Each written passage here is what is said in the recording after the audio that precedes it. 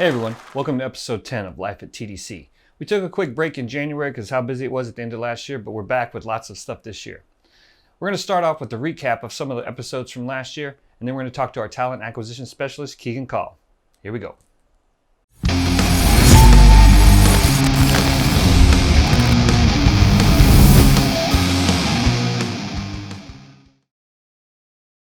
All right, Rockstar interview with Nicole Johnson. That was the first one. Then we did Cribs, very first one of those, with Ashley Gonzalez. Checked out her Nashville pad. Next episode, Unique Pets. We did Stephanie Pierce's farm and her farm animals, and looked at some bunnies from Chalane.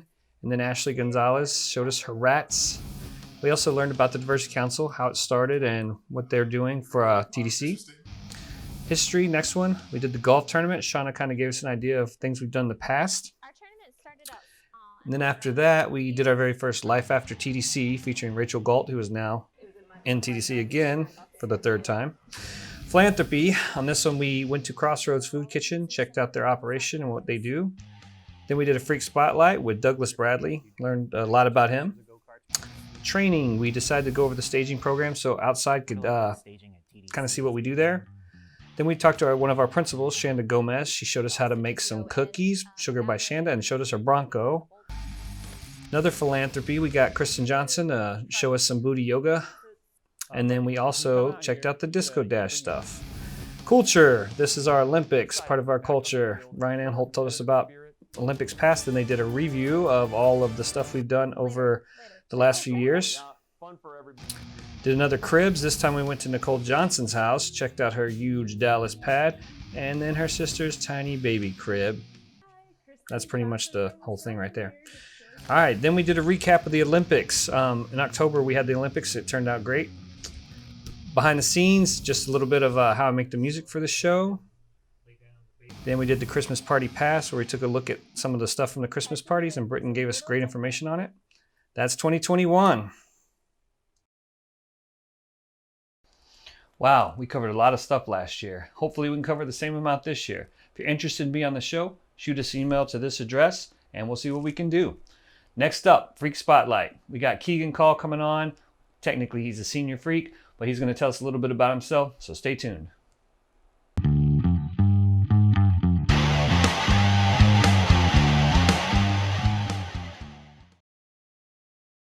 Hey guys, we're here with Keegan Call, Talent Acquisition and Training. We're going to flip the script on him. Usually he's the one doing the interviews, but today I'm going to interview him on Freak Spotlight. So Keegan, how'd you find TDC? Well, I went through a hiring firm called Delta Dallas, which is kind of funny. When I heard it was Delta Dallas, I was like, oh, okay. You're telling me about the Delta companies. You must be like the same company. Plus, there's so many companies with the word Delta in it. So I didn't know anything about the company until I went through them. I met with Elena and Aaron, talked to them about this company. I remember them telling me about the disco ball. I was like, okay, this place seems pretty interesting. Interviewed, and I got really lucky and got the job. Cool. So how long have you worked here? When did you start? So I started the end of August, so it's been about 6 months now. 6 months. Yeah. Cool. What types of jobs did you do before working at the Delta companies? Oh boy, where do I start? Well, back in my glory days in high school, just kidding. I was a substitute sweeper at a middle school. Like a janitor?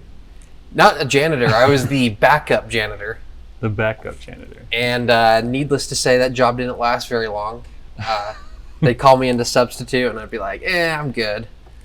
And so they're like, all right, you're fired. I was like, okay, I'm not too heartbroken over that. Yeah, I probably wouldn't be either. But then, your basic high school jobs. I worked at like Papa John's. Gained like 30 pounds working there. That was great. Yeah, expected probably. I would do the same thing. Yeah, well, you get free pizza, Yeah. And then after that, I did some call center jobs. Moved over to Detroit. Just worked for a health and wellness company. And then did a 2-year service mission in Charlotte. And then after that, I went to school, did just some jobs and internships in Idaho. Driggs, Idaho. It's kind of near Yellowstone, the Tetons, so that's pretty cool. Now you're just trying to name drop famous TV shows. Well, you gotta slide it in. Yeah. Pretty culture. cool. My internship was at a school district for HR, and on my way in the morning when I would drive, you'd see the Tetons in the background. You know, the sun coming up. Just kind of like a nice little thing you take for granted for a little bit. Once I did my internship and graduated, I actually moved here to Texas and took on an HR job out in Argyle. It was a company called Zalise. It was a CBD company, which initially people kind of gave me weird looks. They're like, oh, a CBD company? It's back in 2018. CBD was still pretty new. Yeah. And so everyone's like, oh, you a drug dealer? You know, what are you doing? I'm like, no. But yeah, I was there the last 3 years or so. I was the HR manager there.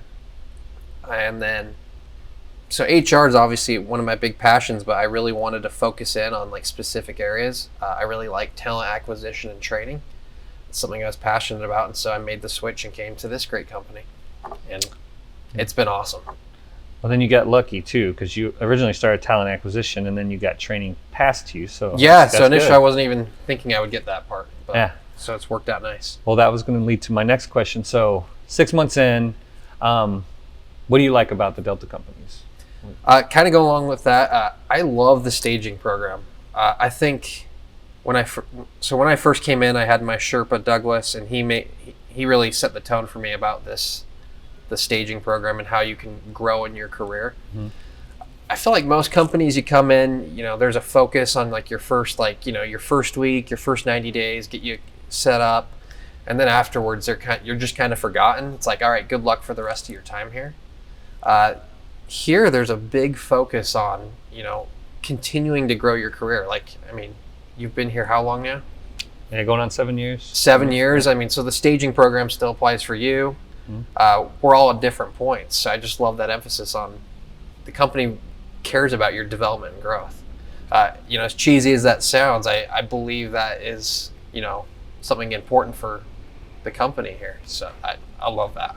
Awesome. Yeah, me too.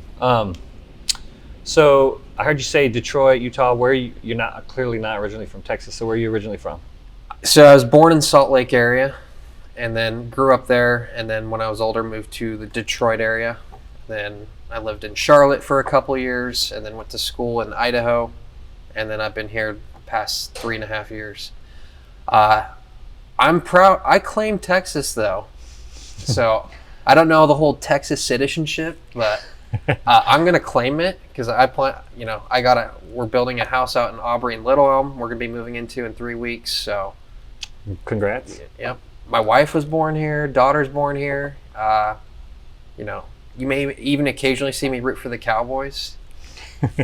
Sometimes. Sometimes. But, yeah. Well, I was going to ask that too. I guess I should ask that. How did you meet your wife? At school, we were just assigned in the same religious group class. Mm-hmm. We met. It's going to sound cliche. You know, I liked her and told her I liked her. And then she's like, I'm good. So she went back to her home in Omaha for a little bit, but we chatted over, and then she came back, and we kept in touch for a while. And then finally, you know, we started dating, and rest is history. We've been married 4.5 years now. Okay, but you said she's originally from here. She was in the her dad was in the military, okay. So she's lived in lots of places. Yeah, she was born in Wichita Falls, the Air Force Base, but she lived there, Kuwait, which I didn't even know was a country until she told me, oh yeah, I lived in Kuwait. She's lived in Guam, Shreveport, and currently her parents are in Omaha now. Still, okay. So good. Amongst all those places, gotcha. End up in Omaha, Nebraska. But I mean, it's weird. I'm from Abilene, Texas, right? And there's Air Force Base there, so it's weird how people. I'm like, how'd you end up here? Like, what did you do wrong to end up at this place? You know, so. Yeah, military brats, as they call them, right? You just kind of. Yeah. I met lots of people that came and went from our schools. You know. Yeah. Same situation. So, all right. Let's move on to fun or more personal questions. I guess that's pretty personal, but let's go with. So, give me some people you look up to. So, I really like successful people that just like are obsessed with, you know, honing their craft and making themselves better. these people everyone knows and may get some hate, like a Tom Brady, Kobe Bryant. I just love their obsessed nature of, making themselves the best possible version they can be. I'm not going to give Tom Brady's whole story, but basically he's an underdog. He played at Michigan, so that's partly why I like him. Troy. But but underdog. He wasn't that great, and he just was obsessed with making himself better. So I just really like that. I like the idea of just making yourself better and being, the best version of yourself possible. Man, I almost teared up. I really thought you were talking about me at first when you started talking. You were third on my list, so. I'm just kidding. All right. How about tell us something embarrassing that's happened to you? Something embarrassing that's happened to me. Well, there's a whole book on that, but one that comes to mind is when I was telling you about the customer service job. So my second day there, my pants got caught in like a corner of a chair, and they literally ripped like in the front. Ooh. And so the rest of the day, I was just like sitting at the desk under this, like this the whole time. Because I mean, my house is like 40 minutes away, and I don't know. I didn't want to be. It's my second day. I wasn't going to be like, hey, I ripped my pants. Can I go home? So I just sat like that most of the day. And then when it was time to leave, I got one of those like yellow notebooks and just put it in front of myself and ran out. So what, you didn't have any restroom breaks the whole day? You didn't get up to go to lunch? Nothing? That was it? If I did, that yellow notepad was my little friend. Just like, this Keegan likes to carry his notes around. He's very close to his notes. Yes, exactly. But that is a true story. I literally ripped the front of my pants my second day at work. I'm glad to say that has not happened here. That's good. And then plus, I mean, if you're working remote and you ripped your pants, that's a little bit easier to rebound from. Well, you haven't hit one yet, but when we have a Christmas party eventually, hopefully we'll have those again soon. Yeah. I've known several people to rip their pants. So okay. It happens all the time at the So Christmas ripping party. your pants at work is actually not... Cool thing here happens. Oh, okay. Yeah. Good to know. Coming of age. Oh. All right. So, do you play any sports or instruments or anything? Like I do golf.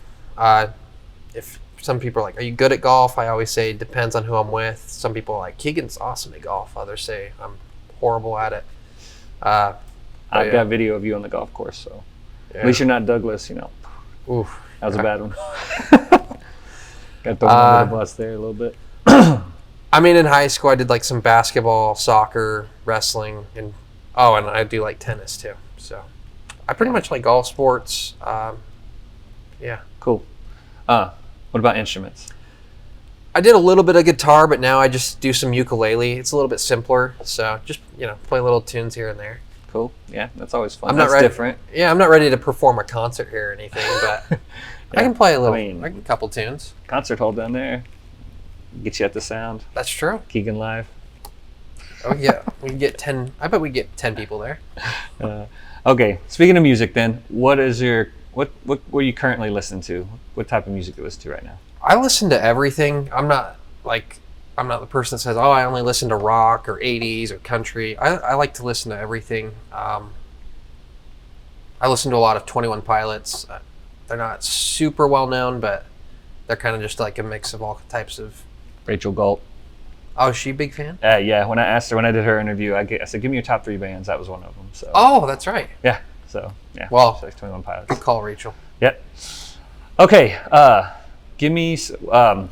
What's the silliest thing that you're pretty good at?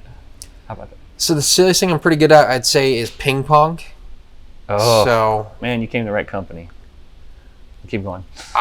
I think I'm really good at it. Like, how do I say this in the most humble way? I can list on one hand of people I actually think are genuinely better at ping pong than me. Whew. So maybe that's a challenge out to everyone in this company when we get that ping pong table rolling again. I'm thirsty for a challenge. So hey, we still got Travis Nash. Is he pretty good? He's one of the Olympic guys. When we have our Olympics, we do the ping pong, and there's a few guys. Yeah, Travis is pretty good. So we'll see where you fare. Well, I'd spend my whole Papa John's paycheck in high school for a like $80 ping pong paddle. For a paddle? Yeah. Whew. It's like, sweet, $100 check came in for working at Papa John's for my minimum wage. Time to go waste it all on a ping pong paddle. That's weird, but I guess. Yeah. I mean, You said silliest? Well, funniest story. Well, not funniest story. Sorry. Funny story. We used to put ping pong paddles in the bags for new hires here because everybody played ping pong. So we used to actually put. Oh. They weren't fancy, but they Yeah. weren't $80. But we gave everybody. Sometimes we put a couple ping pong balls in there, but we put the paddles inside the new hire bags for people. Oh, we're gonna bring that back then, and then we're gonna put TDC branding on them. It's That'd gonna be be awesome. great. That'd be cool. Once we get everything set back up. Yeah. That'd be good. What is the last movie that made you cry or almost cry? I feel like it's gonna be a cartoon, but go ahead. It's not a cartoon. Oh, okay. It's I didn't cry, but it was kind of like the heartwarming moment. Everyone's told me to watch Shawshank Redemption. People are like, oh, it's like one of the best movies ever. I just never gotten around to watching it. Watched it the other day. What a heartwarming ending. I didn't cry, but if you said, Keegan, you need to start crying, I probably could have let out a couple tears just because it was such a satisfying ending. Have you seen it? No. Something happened around that time, and I was set to watch it, and then I missed it, and then I never went back because everybody's like, "Oh, it's 9 hours, like it's super long." So Yeah. I was like, "Oh, I got to make time for it." So I never. It was like Never got 3 into it. hours. Yeah, I just never got to it. I need to watch it. I own the movie. I just Yeah. haven't watched it yet. So kind of same thing. I mean, everyone's heard of it, but it's I worth guess I'll have watching. to watch it then. Yeah. I've also little Jeremy secret on Freak Spotlight. Oh, Never okay. seen The Notebook either. I always get stuff for that too. Like, you haven't seen The Notebook? Yeah, So you're good. You can pass that. yeah, we're talking about movies make you cry. Everybody's like, "Oh, The Notebook." So Yeah, I mean, I think dog movies make people cry, like Eight Below or Marley and Me. I haven't seen either of those either. Yeah. I stay away from crime movies, I guess. Yeah. Apparently, I know there's a lot of dog lovers here, and they're probably Yeah. like going to be like, "Oh, amen. I know what that." for sure. All right. Speaking of movies, what celebrity would you get mistaken for? Have you ever been mistaken for a celebrity? Christian Bale is the one I've gotten the most of. Oh, yeah, I can see that. Yeah.